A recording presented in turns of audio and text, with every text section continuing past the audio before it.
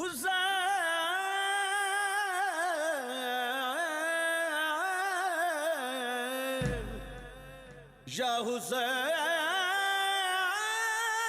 ظہور نور میں تعلیم کے لیے بآواز بلند صلوات۔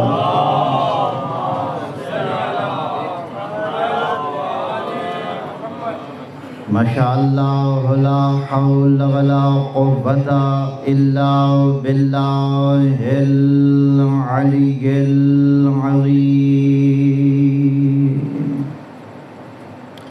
اعوذ باللہ من الشیطان الرجیم، بسم اللہ الرحمن الرحیم، صلوات۔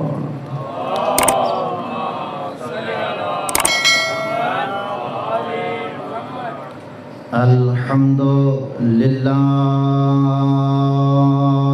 رب العالمین،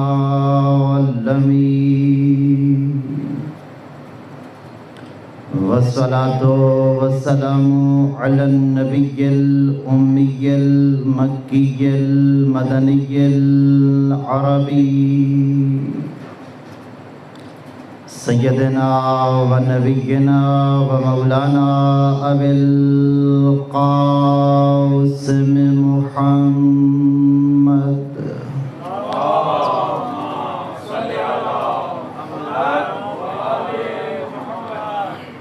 وآلہ الطیبین الطاہرین المعصومین المنتجبین المنتخبین المطہرین الساجدین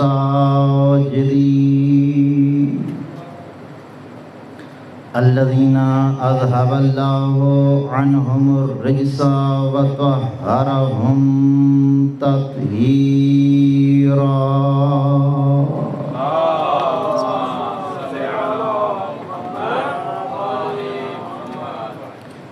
واللعنة الدائمة الباقية على أعدائهم ومنكر فضائلهم أجمعين،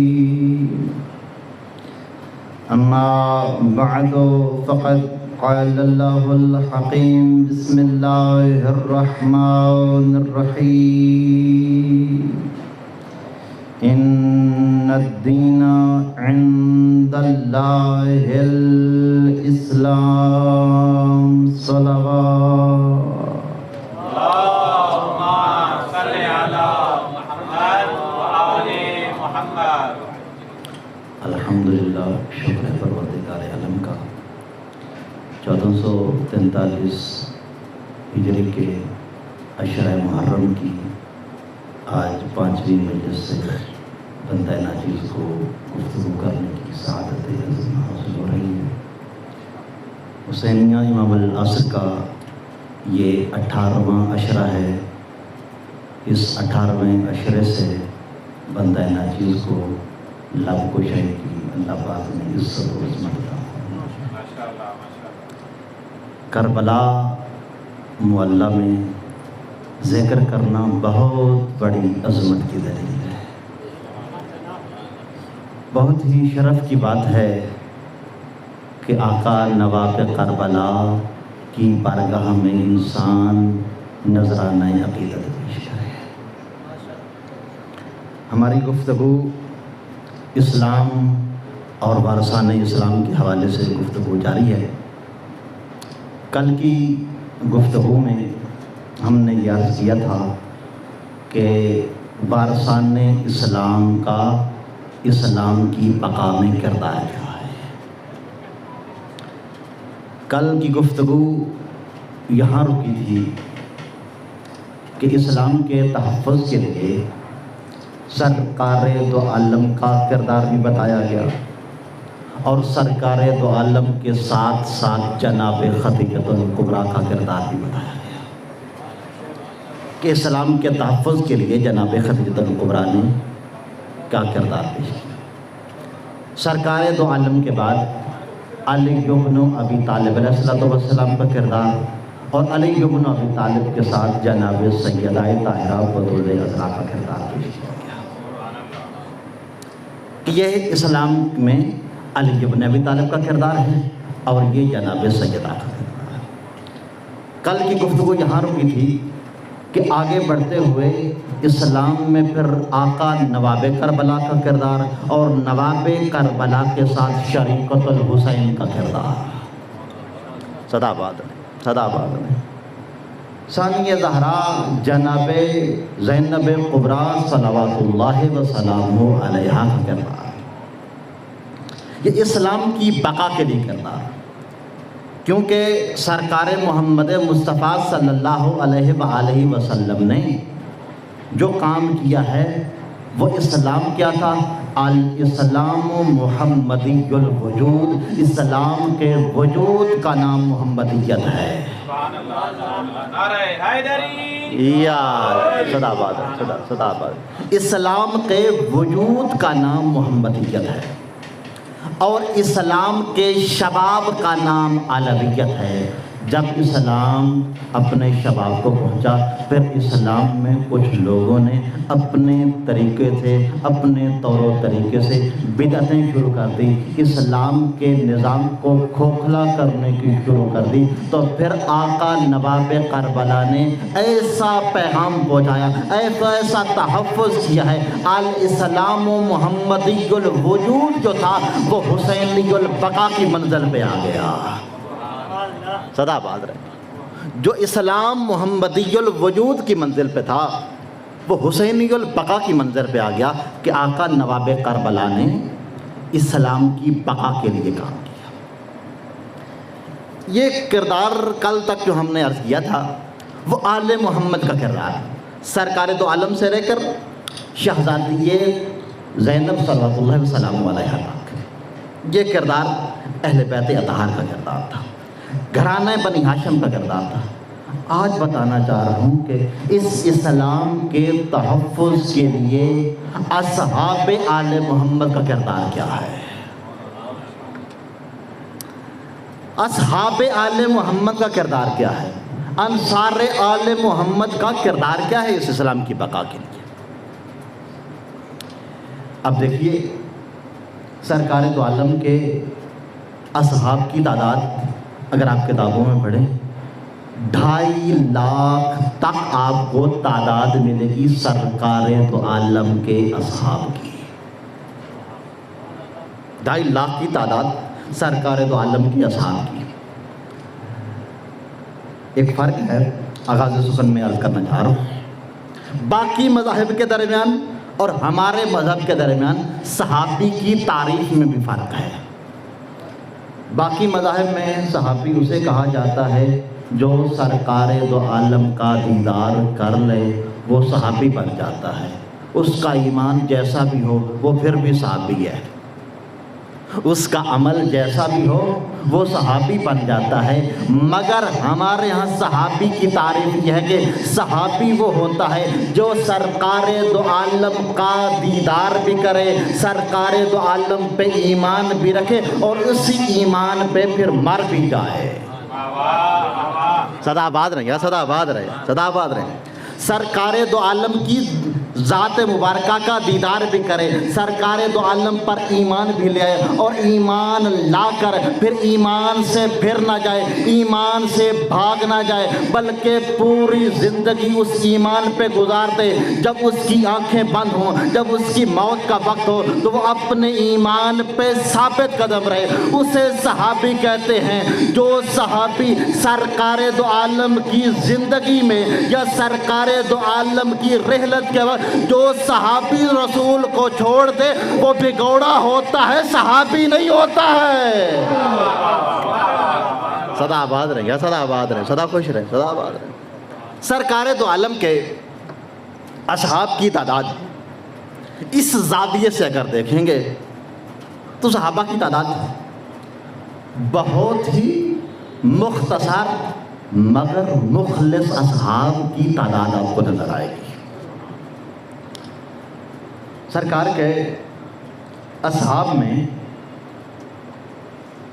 بہت بڑا نام ہے جناب سلیمان فارسی کا. ذرا معیار دیکھیے گا صحابیت کا معیار کیا. سرکار صادق آل محمد علیہ السلام، اللہم صلی اللہ اپنی محفل میں اکثر جناب سلمان کا تذکرہ کرتے تھے. تو ایک شخص نے عرض کیا فرزند رسول آپ اکثر سلمان فارسی کا تذکرہ کرتے ہیں. سرکار صادق آل محمد نے فرمایا آج کے بعد سلمان کو سلمان فارسی نہ کہنا، وہ سلمان محمدی ہے. صدا آباد رہے یا صدا آباد رہے. وہ سلمان محمدی ہے. وہ شخص کہتا ہے مولا آپ سلمان کا بہت زیادہ تذکرہ کرتے ہیں فرزند رسول، اس کی وجہ کیا ہے؟ سرکار صادق آل محمد نے فرمایا سلمان میں 3 خصوصیات ایسی ہیں کہ جن کی وجہ سے میں صادق آل محمد سلمان کا تذکرہ کرتا ہوں. پہلی سلمان میں خصوصیت یہ ہے کہ سلمان علماء سے محبت کرتا ہے. صدا آباد رہے یا صدا آباد رہے، صدا آباد رہے. سلمان علماء سے محبت کرتا ہے، پہلی صفت. دوسری صفت سلمان غرباء کے ساتھ بیٹھتا ہے، مسکینوں کے ساتھ بیٹھتا ہے. تیسری بات جو مولا صادق آل محمد نے فرمائی وہ کمال کی بات، سرکار صادق آل محمد فرماتے میں صادق آل محمد سلمان سے اس لیے محبت کرتا ہوں سلمان نے اپنی ساری خواہشات علی کی خواہشات پہ قربان کر دی ہیں.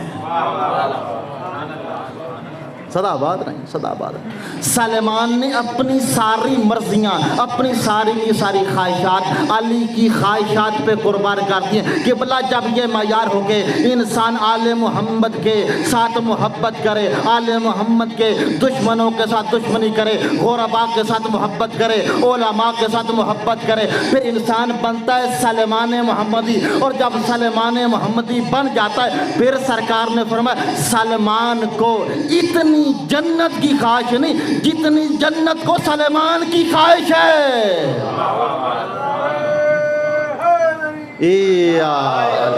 صدا آباد رہے، صدا آباد رہے، صدا خوش ہو. یہ معیار صحابیت کا معیار ہے. اور پھر جناب سلمان کے ساتھ جناب ابو ذر کا حال آپ دیکھیے. سرکار نے کیا فرمایا زمین نے کسی ایسے بندے کا بوجھ نہیں اٹھایا، آسمان نے کسی ایسے بندے پہ سایہ نہیں دیا جو ابو ذر سے بڑھ کے سچا ہو. توجہات بھائی، توجہات چاہ رہا ہوں میں. صحابیت کی لسٹ میں، صحابیت کی فہرست میں لوگوں نے بہت بہت بڑے صدیق بنانے کی کوشش کی مگر سرکار نے ابو ذر کو صدیق کہا ہے. توجہ چاہ رہا ہوں میں، توجہ چاہ رہا ہوں میں، توجہ چاہ رہا ہوں. قبلہ کون صادق کہہ رہا ہے؟ وہ نبی جناب ابو ذر کو صادق کہہ رہا ہے جس نبی کو کافر بھی صادق مانتے ہیں، جس نبی کو کافر بھی صادق مانتے تھے. اس نبی نے اپنی زبان وحی سے فرمایا زمین نے کسی ایسے انسان کا بوجھ نہیں اٹھایا، آسمان نے کسی ایسے شخص پہ سایہ نہیں کیا جو ابو ذر سے بڑھ کر سچا ہو. مگر ایک مقام ایسا آیا، جناب سلمان کا گھر تھا، جناب ابو ذر موجود تھے. تو جناب سلمان نے جناب ابو ذر کی مہمان نوازی کے لیے دیج کی چولہے پہ چڑھا دی. خصوصی اس میں واقعے پہ توجہ جا رہا ہوں. چڑھائی، دیکھا کہ آگ بجھ گئی ہے. جب آگ بجھی نا، قریب میں پڑے ہوئے پتھر تھے، جناب سلمان نے وہ پتھر اٹھائے اور پتھروں کو آپس میں ٹکرایا، دیجکی کے نیچے رکھا، آگ جلنے لگ گئی. آگ جلنے لگ گئی. ابو ذر حیران ہو گئے کہ یہ کیسے ہو سکتا ہے کہ پتھروں سے آگ نکلے. یہ بات جناب ابو ذر سوچ رہے تھے.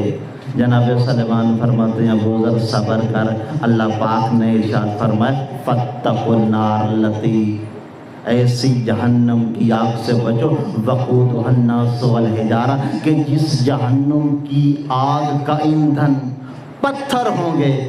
جہنم کی آگ میں پتھر جل سکتے ہیں، سلمان کے ہاتھوں میں پتھر نہیں جل سکتے. توجہ فرمائیے گا، توجہ فرمائیے گا. دیجکی میں گوشت تھا، اور ابلنے لگا. جیسے دیچکی میں ابال آیا، اب ہمارے ہاں تو دیچکی کے اس کو ہلانے کے لیے چمچے کی ضرورت ہوتی ہے، چمچ کی ضرورت ہوتی ہے. تو جناب ابوذر نے کیا دیکھا؟ جناب سلیمان نے اپنے ہاتھ سے اس دیچکی کو ہلانا شروع کر دیا. جناب سلیمان کا ہاتھ تک نہیں چلا. تو یاد فرمائیے گا، خصوصی توجہ چاہ رہا ہوں اس واقعے پہ. ہاتھ نہیں چلا.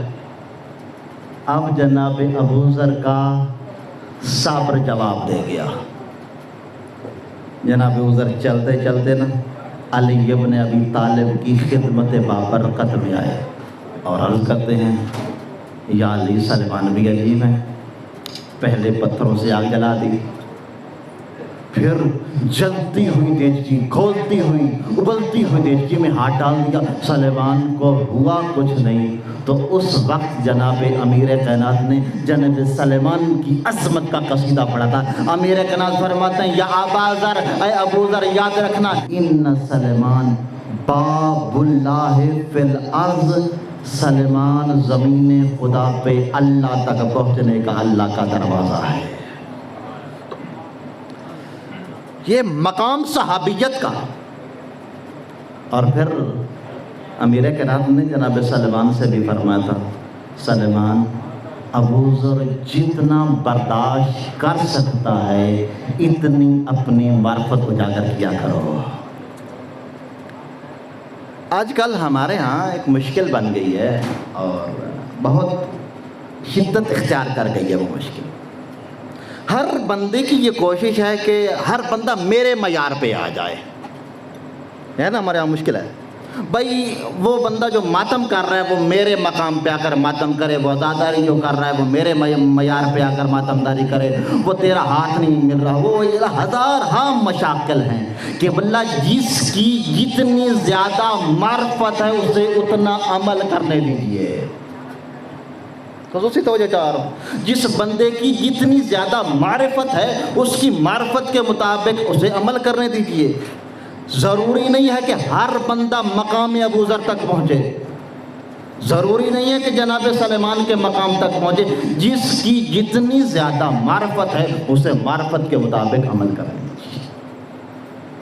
اور پھر معصوم نے فرمایا کہ اگر ابوذر کو علم ہو جاتا کہ سلیمان کے دل میں کیا ہے تو ابوذر دعا کرتا، کاش کہ سلیمان دنیا سے مار دیا جائے.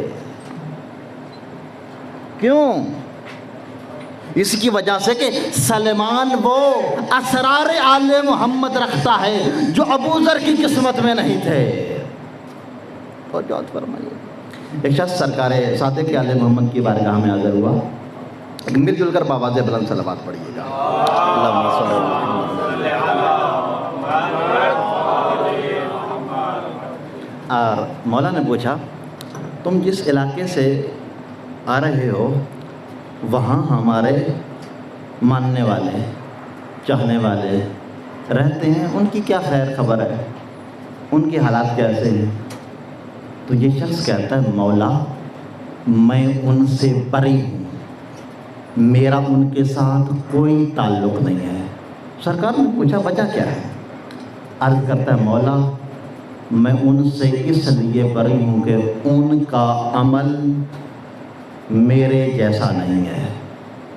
جتنا زیادہ میں عمل کرتا ہوں وہ اتنے بڑے عامل نہیں ہیں. سرکار صادق آل محمد نے فرمایا، اگر تم ان سے اس لیے بری ہو کہ ان کا عمل تجھ جیسا نہیں ہے، پھر مجھے تجھ سے بری ہو جانا چاہیے کیونکہ تیرا عمل مجھ جیسا نہیں ہے.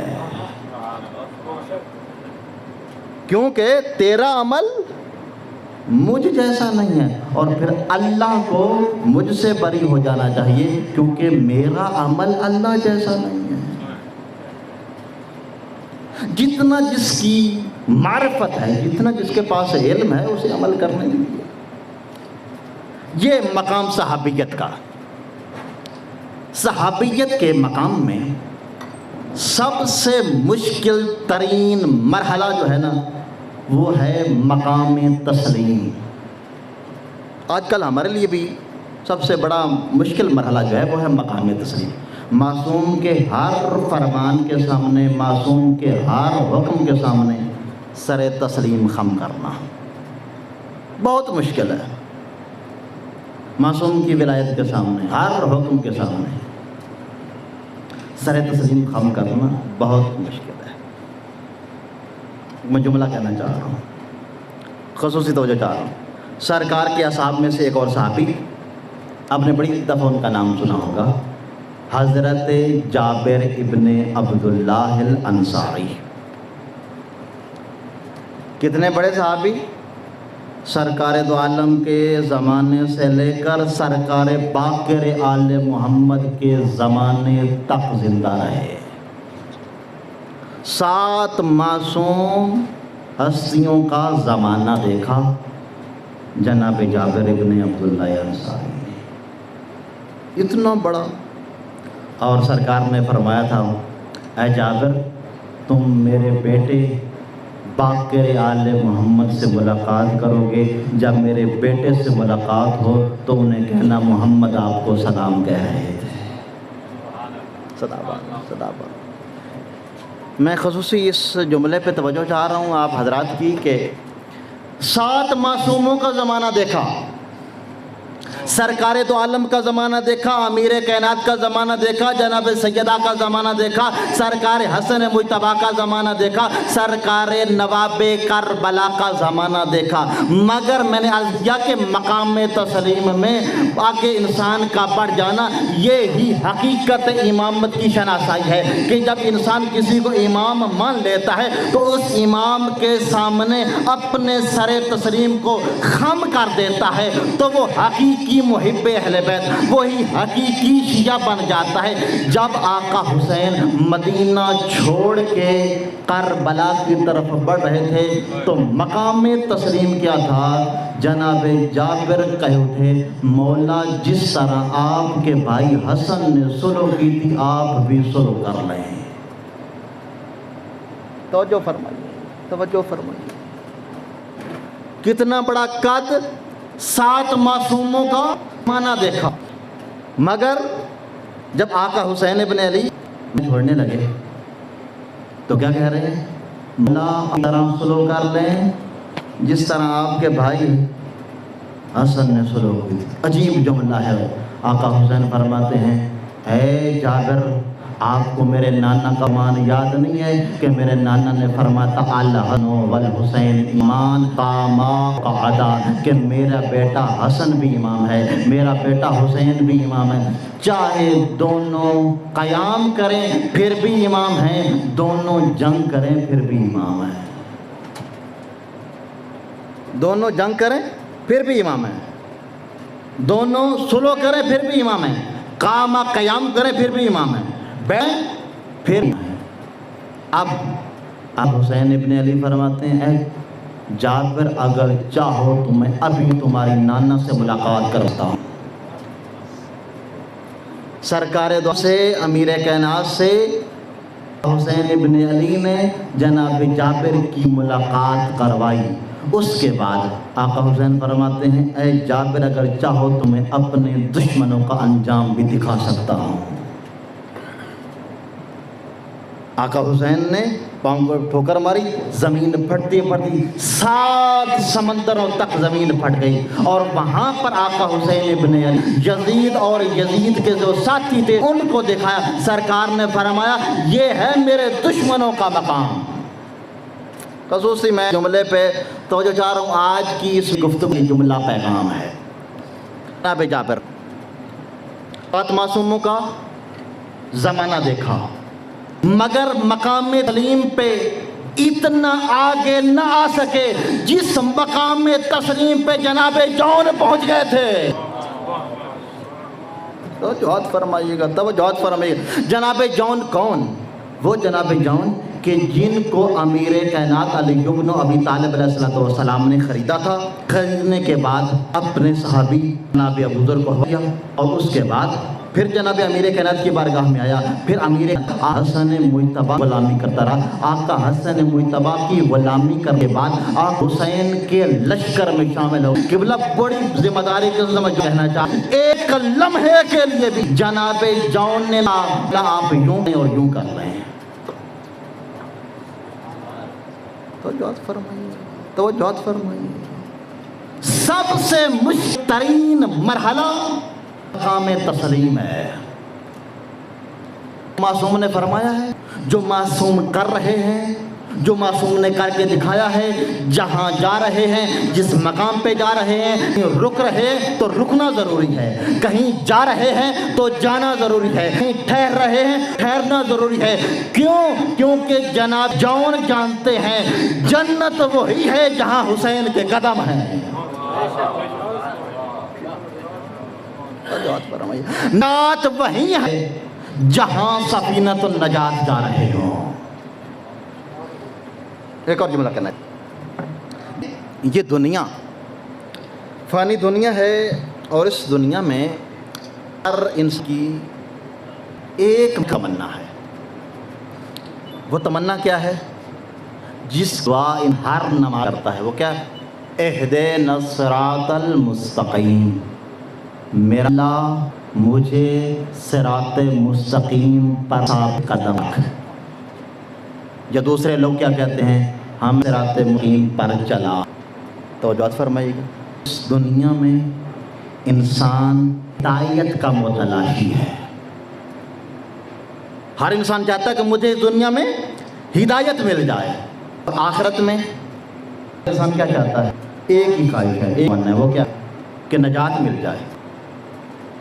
خصوصی توجہ چاہ رہے ہیں جملے پہ، ہر انسان کی اس دنیا میں خواہش ہے کہ اسے ہدایت پہ موت آئے، اس دنیا میں زندگی گزارے تو ہدایت پہ زندگی گزارے، موت کے بعد اس کو نجات ہو جائے۔ قبلہ انسان دنیا میں چاہ رہا ہے ہدایت، آخرت میں چاہ رہا ہے نجات۔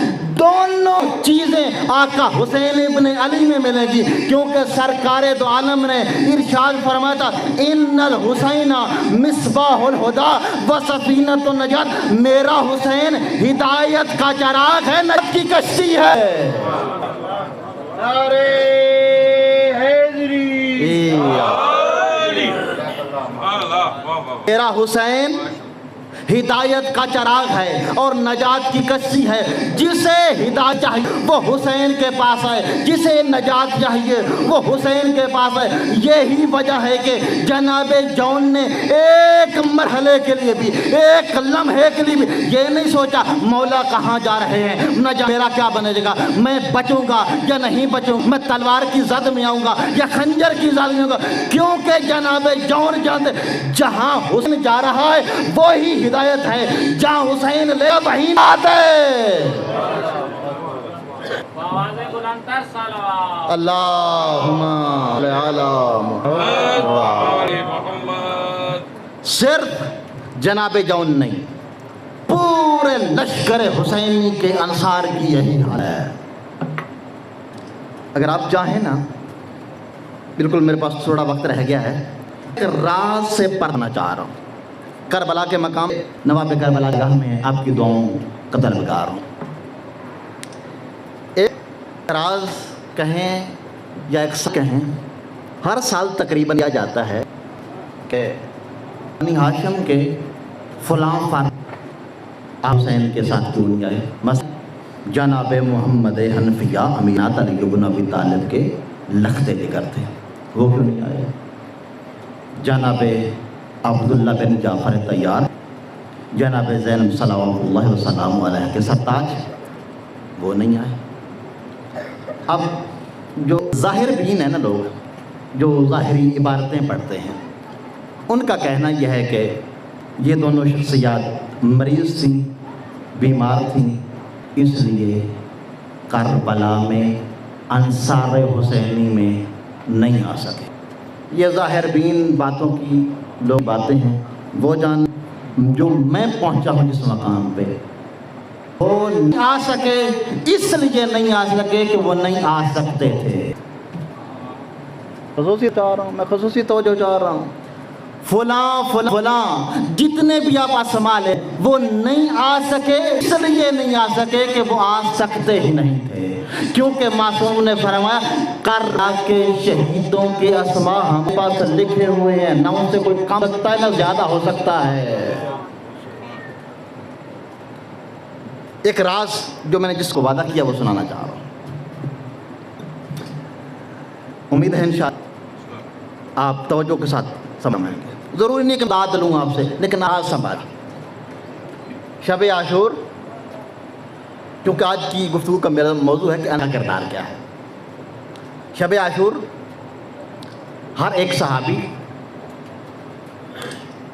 باواضح کہہ رہا ہے مولا اگر ہم قتل کر دیا جائے اور ہماری لاشوں کے ٹکڑے کر دیے جائیں، آگ میں جائے، خاک ہو جائیں، راکھ ہماری اڑا دی ہے، پھر ہمیں زندہ، اسی طرح 70 بار ہمارے ساتھ یہی عمل کیا جائے، اے آقا حسین ہم آپ کو چھوڑ کر نہیں جائیں گے، ہم آپ کو چھوڑ کر نہیں جائیں گے۔ یہی بات آقا ذاتی جناب زینب صلوات اللہ وسلام علیہا نے سنی، سن کے بھائی کے خیمے میں آئی۔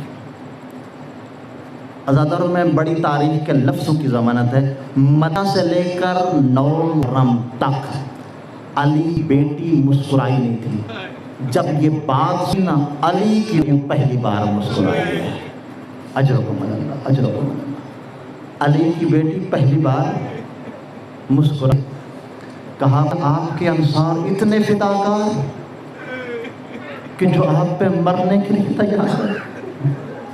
آقا حسین نے یہاں راز بتایا ہے، فرمایا بہن یہ مجھے نہیں چھوڑ سکتے، کیوں؟ لِإِنَّهُمْ اصحابی فی عالم ذر، فرمایا بہن زینب یہ عالم ذر کے میرے صحابی ہیں۔ اجرکم اللہ، اجرکم اللہ، اجرکم اللہ۔ فرمایا بہن زینب جب عالم میں وعدے لیے گئے تھے نا، انہی لوگوں نے وعدہ تھا حسین آقا ہم آپ کو چھوڑ کر نہیں جائیں گے، مولا ہم آپ کا ساتھ نبھائیں گے۔ بہن زینب یہ میرے عالم کے صحابی ہیں۔ عزاداروں آدھان میں کبھی یہ سنتی رہی آج 2000 لشکر آ رہا ہے میرے بھائی قتل کرنے کے لیے، 4000 کا لشکر آ رہا ہے۔ عزاداروں اسی اسنا میں نا آقا دین کا حسن قریب بلایا، کہا بھائی سارے تیرے قاتل آ رہے ہیں، کوئی ایسا نہیں ہے جسے آپ بلا لیں اور آپ کے خط پہ آ جائے۔ آقا حسین پوچھتے ہیں زینب کون ہیں؟ آقا ذات مرتی ہیں، بھائی حسین آپ کو یاد ہوگا آپ کے بچپن کا ساتھی حبیب ہے، مولا اگر آپ اسے خط لکھیں گے نا حبیب آنے میں دیر نہیں کرے گا۔ اجرکم اللہ، اجرکم اللہ، اجرکم اللہ۔ ذرا آسرے کی عظمت سنیے گا، آقا ذاتی فرمایا بھائی حسین اگر آپ حبیب لکھیں گے حبیب آنے میں دیر نہیں کرے گا۔ آزادہ کربلا کے غریب نے اس سرزمین کربلا سے جناب حبیب کو خط لکھا، اور خط کی عبارت عجیب تھی، میں لکھا اے حبیب ہم 2 محرم سے کربلا آتے ہیں، حبیب یاد رکھنا میں اکیلا نہیں، میرے ساتھ علی کی بیٹیاں بھی ہیں۔ اجرکم اللہ، اجرکم اللہ، اجرکم اللہ۔ حبیب اگر میری نصرت کا ارادہ ہونا حبیب آنے میں تاخیر نہ کرنا۔ عزادارو آقا حسین کا قاصد خط لے کرنا جناب حبیب کے دروازے پہ پہنچا۔ اس وقت پہنچا جب جناب حبیب اپنے موجہ کے ساتھ کھانا کھا رہے تھے، دروازے پہ طرباب ہوا، جناب حبیب باہر آئے، جناب حبیب نے خط لیا، خط لے کر زوجہ کے سامنے آئے، اور زوجہ نے حبیب کیسا خط ہے؟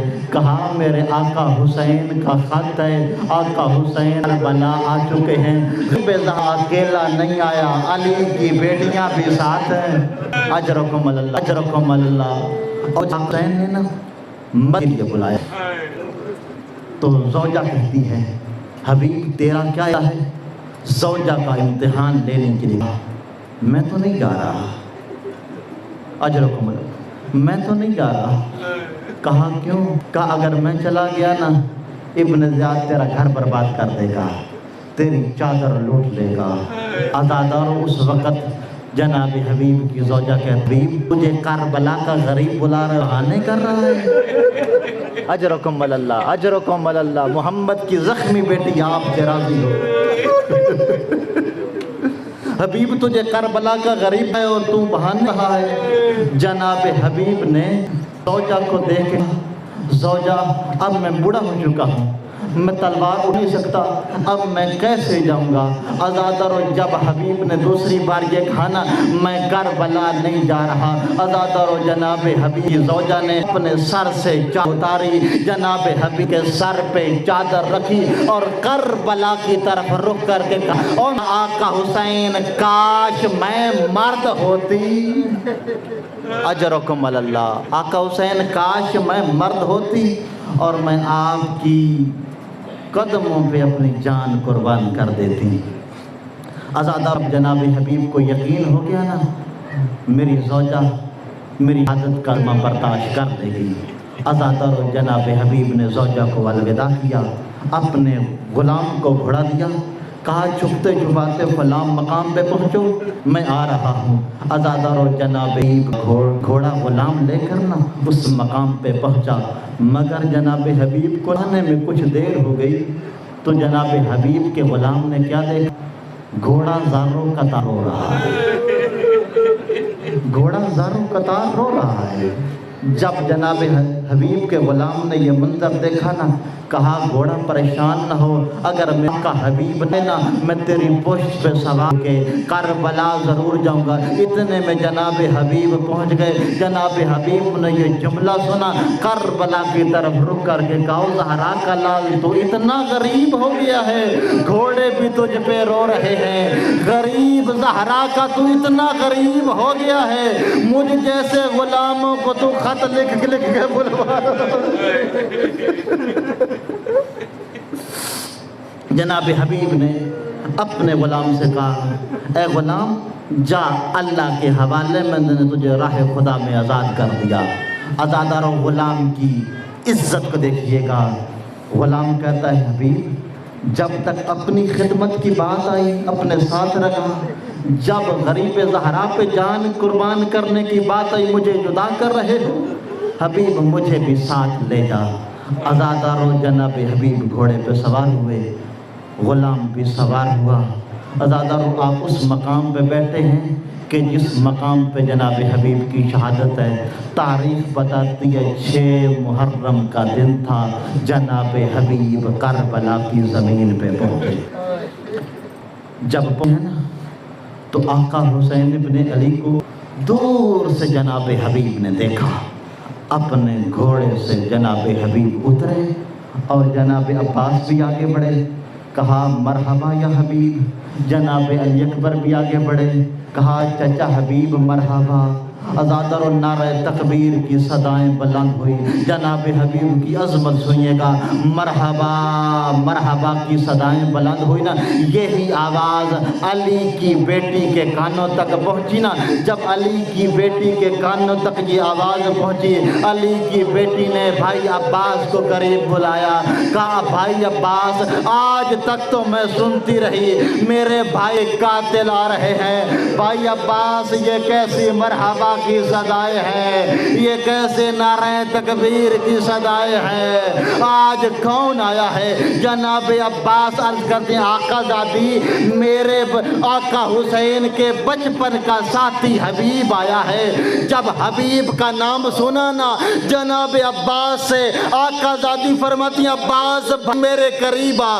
جناب عباس قریب آئے، آقا زادی فرماتی ہیں عباس بھائی حبیب کے پاس چلے جاؤ، حبیب سے کہنا حبیب علی کی بیٹی تجھے سلام کہتی ہے.